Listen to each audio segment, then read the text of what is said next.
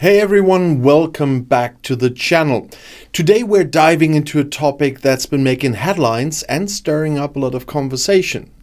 The idea that the European Union is punishing British traveller and immigrants post-Brexit. Now, if you've seen the title, you already know it has to be meant a bit ironic. But spoiler alert, it's not really punishment, but the changes definitely feel like a rude awakening for many Brits who were used to a more seamless experience traveling or living in Europe. So, what's really going on here? Is the EU actually targeting the UK for leaving the Union, or are these just changes and the natural consequences of Brexit? So let's break this one down. First off, let's be clear, Brexit was a massive change, not just for the UK, but for the EU as well. For decades, Britain enjoyed full access to the European Union single market, free movement for its citizens, and of course, the benefits that come with being part of a massive trading bloc. Now, since the UK decided to leave, it's no longer part of this club. But what does that mean in practice? Well, the simple truth is that British citizens are now considered third country nationals when it comes to EU regulations. That means they are treated the same as people from, let's say, the United States or Canada. No more special treatment or fast lanes. But the funny thing is that it's not punishment. It's just how the system works. The UK chose to step out, so now it's playing by different rules, and that's fair, right? But the perception that the EU is punishing the UK stems from a few very specific changes that a lot of people didn't expect or fully understand when they voted for Brexit. So let's start with travel. One of the most immediate and visible changes is how Brits travel to Europe now. Before Brexit, UK citizens could just hop on a plane to Spain, France or Italy without a second thought. No need to worry about visas or strict time limits. But now, things are different. Post-Brexit, British travellers are limited to staying in the Schengen area for up to 90 days within any 180-day period without a visa. This applies whether you're just going for a weekend city break or planning to spend a few months soaking up the sun in Portugal.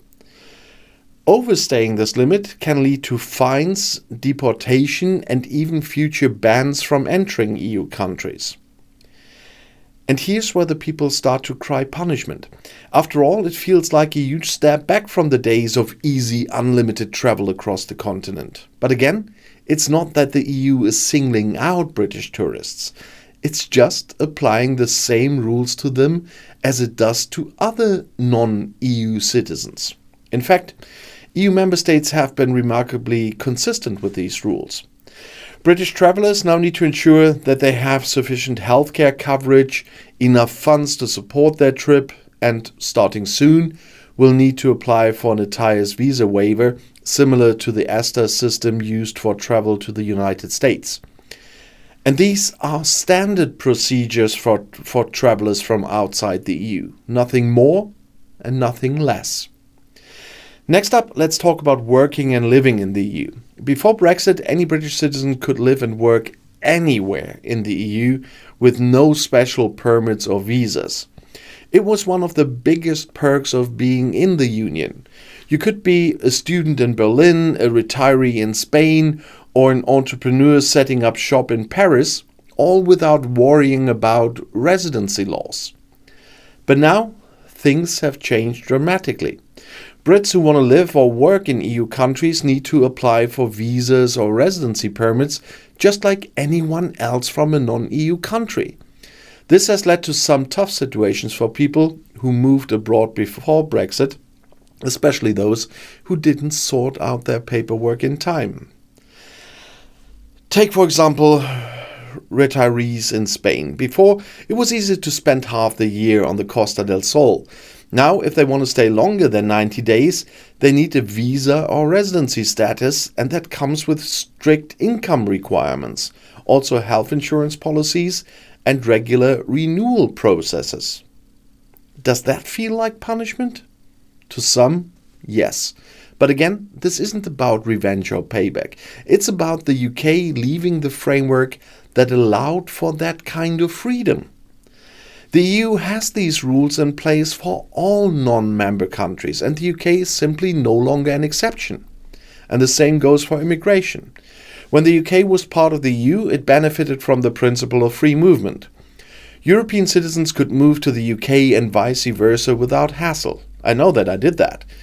But that freedom ended with Brexit, and now British immigrants face the same hurdles that others do when moving to the EU. It's not punishment. It's simply the new reality of being outside the Union. The process of getting residency in an EU country has become much more bureaucratic and expensive, yes. Brits looking to work in, say, France or Germany now need to secure work visas, navigate complex immigration laws, and meet specific requirements like language proficiency or minimum salary threshold. And let's not forget students either. British students now pay higher tuition fees in EU universities and miss out on the Erasmus exchange program, which provided opportunities to study across Europe. And these are just natural consequences of leaving a union that guaranteed certain rights and privileges. So why does it feel like punishment to so many Brits? Honestly, a lot of it comes down to the way Brexit was sold to the public. Many of the real-world implications weren't fully explained, or they were downplayed or even lied about. And people were promised more control, more sovereignty, and more freedom. But what they didn't expect were the trade-offs. Leaving the EU meant gaining more control over borders and laws, but it also meant losing the freedom to live, work, and travel across 27 countries without restrictions. That loss of freedom can feel like punishment, especially when you're used to a different reality. But this isn't the EU seeking revenge. It's simply a reflection of the UK's new relationship with Europe. At the end of the day, Brexit was a choice. The UK made a decision to leave the EU, and with that decision came a set of consequences. Some expected, some less so. British citizens are now realizing that being outside the EU means being treated as outsiders. But that's not punishment. It's just the new normal.